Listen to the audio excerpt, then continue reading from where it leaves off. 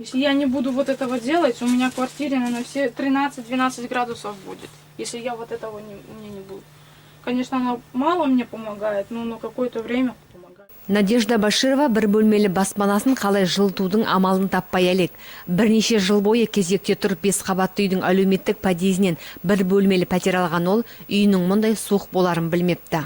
До этого у нас было прям холодно. Бұған дейін қатты суық болатын. Өткен аптаның жұма күні Оқжетпестен мамандар келіп жөндеп бірдеңелерді ауыстырды. Міне содан бастап батареямыз ысыды. Ыстық болғанын қайтеміз. Пәтеріміз бәрібір суық. Неге үйдің жылмайтынын білмейміз. Қазір 17 градусты көрсетіп тұр. Ал бұған дейін 12-13 болатын. Бұдан 3 жыл бұрын күрделі жөндеуден өтіп қолдануға берілген әлеуметтік подъездегі пәтерлердің барлығы бірдей мұндай суық емес. Тұрғындар шағым жазып әкімшілікке коммуналды сала мамандарына барғанымен одан еш нәтиже жоқ.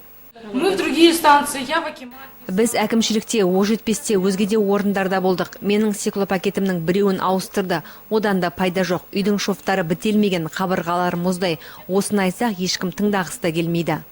Суық үй, қабырғалары жұқа, соныкі төбенің бәріне қап-қара сырыс. Үй суық, балалармен тұрам суық. Екі тоқпеш қосып қоямыз. Сондықтан ғана жылы. А так үйіміз қара суық.